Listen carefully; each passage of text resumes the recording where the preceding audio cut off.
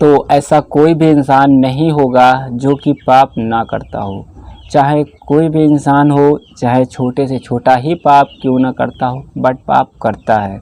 But कुछ पाप ऐसे होते हैं जो इंसान के दुख का बहुत बड़ा कारण बन जाते हैं। मैं ये सोचता हूँ कि अगर मेरी बातें किसी एक को भी अच्छी लगती हैं, किसी एक को भी समझ में आती हैं, तो मेरे लिए गर्व की बात होगी कि चलिए कोई तो ऐसा एक इंसान है जो हमारी बातों को सुनता है और समझता है। क्योंकि अगर मैं ये सोचता हूँ कि अगर मेरे द्वारा किसी एक इंसान की भी ज़िंदगी अगर संवर गई तो हमारे जीवन का उद्देश्य भी लगभग पूरा हो जाएगा। तो छोटा पाप क्या होता है, चाहे हम हर कदम पर चलें, अगर हम कहीं पर जा रहे हैं और मान लीजिए कोई चींटी आ जाती है पैर के नीचे, वो मरती है, तो वो भी एक छोटा ही पाप है।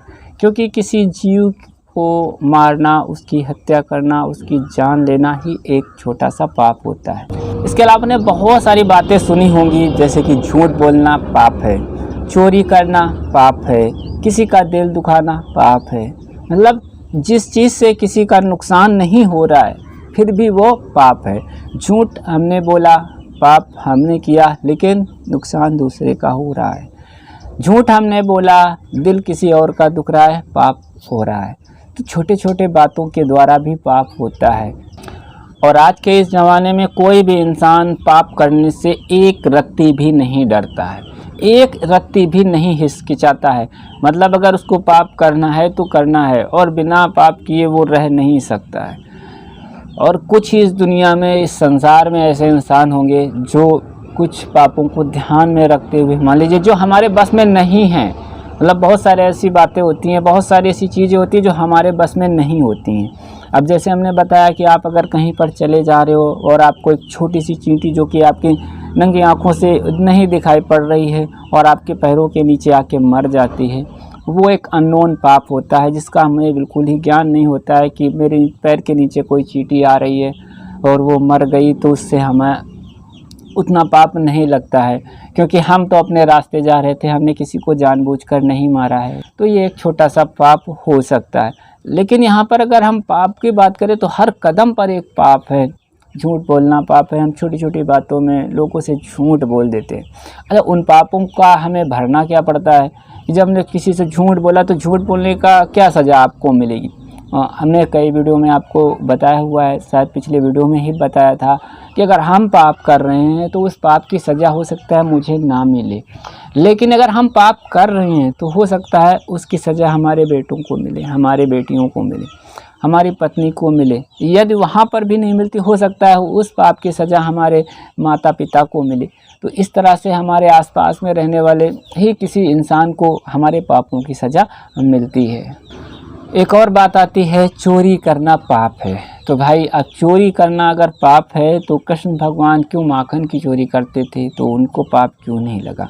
तो देखिए यहाँ पर कुछ चीज़ें ऐसी होती हैं जो कि चोरी करना पाप होता है और नहीं भी होता है। जैसे कोई फल है या पेड़ पौधे में लगा हुआ है, वो किसी का नहीं है, भले ही आपने पेड़ पौधा लगाया हुआ है, ठीक है, आपने पेड़ पौधा लगाया हुआ है और कोई दूसरा व्यक्ति आता है और वो उस पेड़ से कुछ फल तोड़ के खा लेता है या चुरा करके ले जाता है और खा लेता है, तो क्या ये पाप हुआ। तो अगर हम कहीं पेड़ में लगा हुआ फल हम खा लेते हैं तो ये कोई चोरी नहीं हुई, क्योंकि जो फल है वो सबके लिए, भले ही उस बाग का मालिक कोई एक इंसान हो, ठीक है, लेकिन उस पेड़ का मालिक कोई नहीं है, उसका मालिक सिर्फ विधाता है, सिर्फ ऊपर वाला है। और यहाँ पर इस तरह के बहुत सारे पाप हैं, तो यहाँ पर कोई फल तोड़ना पाप नहीं है। तो यहाँ पर चोरी करना पाप भी होता है और नहीं होता है, क्योंकि अगर हम किसी की रखी हुई सामान, मतलब अगर किसी व्यक्ति ने मेहनत से पैसा कमाया हुआ है, मेहनत से कोई चीज़ इकट्ठा की हुई है, ठीक है, और यहाँ पर हम किसी की भी चीज़ को अपना चुरा ले आते, तो ये चोरी करना पाप हो गया।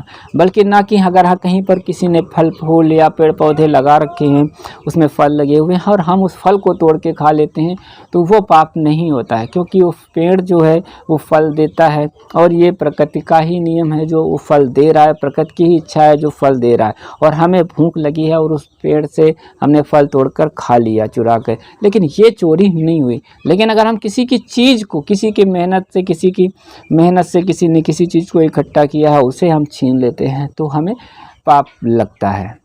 और बहुत सारे इस दुनिया में लोग हैं जो कि पाप कमा करके अपने बेटों को देते हैं कि भाई मैंने ये चीज़ कमाई हुई।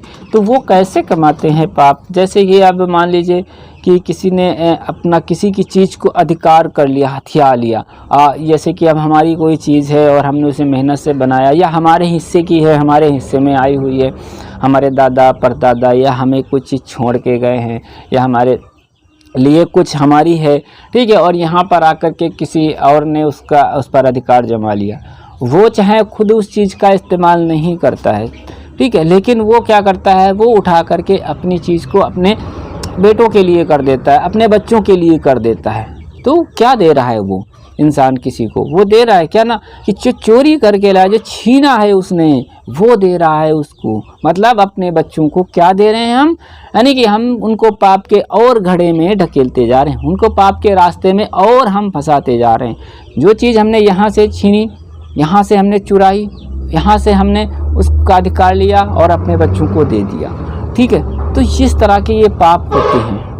तो इस तरह से हम किसी की चीज़ को हथिया लेते हैं, किसी चीज़ को ले लेते हैं, ठीक है, वो हम पाप को ही इकट्ठा कर रहे हैं, क्योंकि वहाँ पर हमारा अधिकार नहीं है। हमने जो मेहनत से कमाया हुआ है, जो हमारी भाग्य में लिखा है, वही हमारा है। जब हम किसी के अधिकार को, किसी की चीज़ को हम हथियाते हैं, ठीक है, तो वो पाप है। वही पाप हम अपने बच्चों को भी देते हैं।